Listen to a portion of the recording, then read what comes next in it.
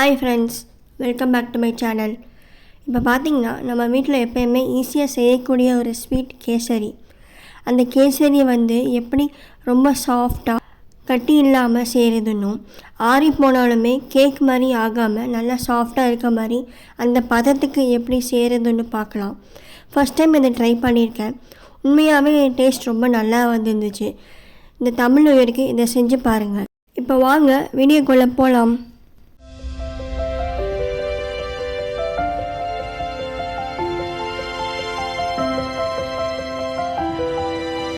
நல்லா கனமான கடாய் இல்லாட்டி நான்ஸ்டிக் கடாய் எடுத்துக்கோங்க.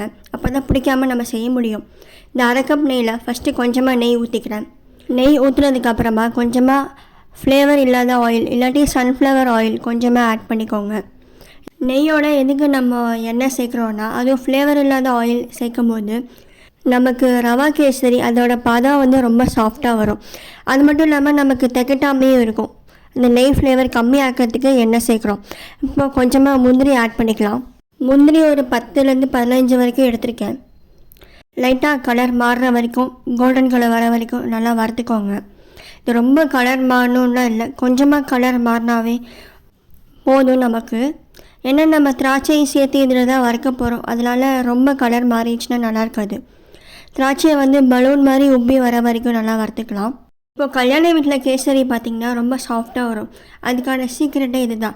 ஸோ நெய்யோட எண்ணெய் சேர்க்கும் போது நமக்கு அந்த நெய் ஃப்ளேவரும் கம்மியாக தெரியும், ரவையும் நல்லா சாஃப்டாக வெந்து வரும். இப்போ திராட்சை நல்லா உப்பி வந்துடுச்சு. இப்போ ஒரு தனி பிளேட்டில் எடுத்து வச்சுக்கலாம். இப்போ அதே கடையில் இன்னும் கொஞ்சம் நெய் ஆட் பண்ணிக்கிறேன். மீதி நெய் நம்ம கடைசியில் ஆட் பண்ணணும். ஸோ அப்படியே வச்சுருங்க. ஆட் பண்ணிவிட்டு 1 கப் ரவை எடுத்திருக்கேன். இந்த ரவை நல்லா பொன்னிறமானும் அது வரைக்கும் நம்ம வறுக்கணும். இந்த வறுக்கும் போது நல்லா மீடியம் ஃப்ளேமில் வச்சு வருங்க. அப்போ தான் உங்களுக்கு கரெக்டாக இருக்கும்.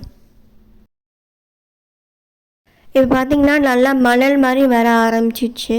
இதே மாதிரி ஒரு 5 நிமிஷம் வறுத்திங்கன்னா உங்களுக்கு நல்லா உதிரி உதிரியாக வந்துடும் ரவை. அதுக்கப்புறமா நம்ம தண்ணி ஆட் பண்ணிக்கலாம். இப்போ இந்த ஸ்டேஜில் நம்ம தண்ணி ஆட் பண்ணோன்னா நமக்கு ஈஸியாக இருக்கும், கட்டி இல்லாமல் கிண்டுறதுக்கும் ஈஸியாக இருக்கும். தண்ணி அளவு ஃப்ரெண்ட்ஸ் 1 கப் ரவைனா 3 கப் தண்ணி. சுடு தண்ணி ஆட் பண்ணல. உங்களுக்கு வேணும்னா நீங்கள் தண்ணி சூடு பண்ணி ஆட் பண்ணிக்கோங்க.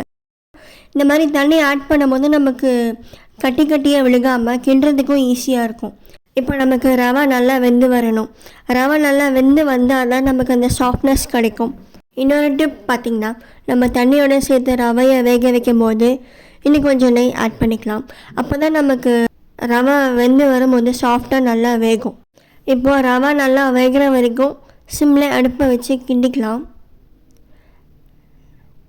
இது ஒரு 5 நிமிஷம் ஆகும் வேகிறதுக்கு. நீங்கள் மூடி போட்டு வேக வைக்கணுன்னாலும் வேக வச்சுக்கலாம். இப்போ 5 நிமிஷம் ஆச்சு. ரவை எவ்வளோ நல்லா சாஃப்டாக வந்திருக்குன்னு பாருங்கள். இந்த டைமில் நம்ம கொஞ்சமாக ஒரு பிஞ்ச் சால்ட் ஆட் பண்ணிக்கலாம். சால்ட்டை எதுக்கு ஆட் பண்ணுறோன்னா, ஸ்வீட் டேஸ்ட்டை என்ஹான்ஸ் பண்ணி கொடுக்கும். அதுக்காக சால்ட் ஆட் பண்ணிக்கிறோம். ரவை இன்னும் கொஞ்சம் கெட்டியாகணும். நம்ம தண்ணி அளவை கரெக்டாக வச்சுக்கிட்டோன்னா தான் சுகர் ஆட் பண்ணும்போது ரவை ரொம்ப தண்ணி ஆகாமல் இருக்கும். இப்போ நான் கேசரி பவுடர் ஆட் பண்ணிக்க போகிறேன். உங்களுக்கு வேணும்னா இந்த கலர் பவுடர் ஆட் பண்ணுங்கள், இல்லாட்டி ஸ்கிப் பண்ணுறதா இருந்தால் பண்ணிக்கலாம். வீடியோவில் நல்லா இருக்குமேன்னு சொல்லிவிட்டு நான் இந்த கலர் பவுடர் ஆட் பண்ணி பண்ணுறேன். உங்களுக்கு கலர் பவுடர் ஆட் பண்ண பிடிக்காட்டி கூட குங்குமப்பூ தண்ணியில் ஊற வச்சு நீங்கள் அதை கூட ஆட் பண்ணிக்கலாம். அதுவுமே ரொம்ப ஹெல்த்தி தான். இப்போ பார்த்திங்கன்னா உங்களுக்கே தெரியும், ரவை நல்லா சாஃப்டாக வந்துருச்சு. இதுதான் கரெக்டான பதம்.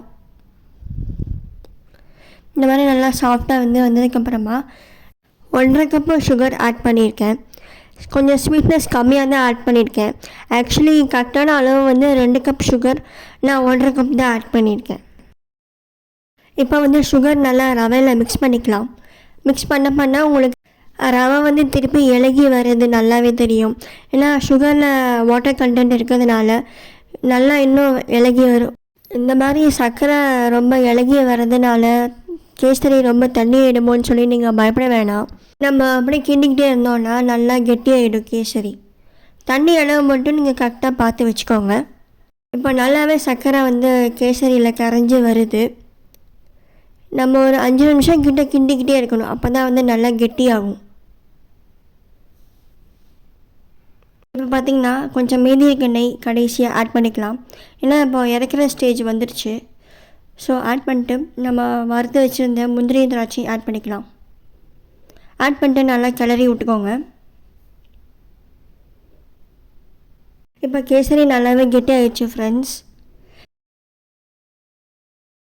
பாருங்கள் கரண்டியில் எடுக்கும் போது எவ்வளோ நல்லா கெட்டியாக வருதுன்னு.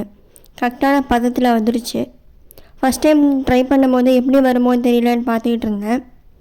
பட் நல்லாவே வந்துருந்துச்சு. இப்போ நம்ம டேஸ்ட் பண்ணி பார்த்துடலாம்.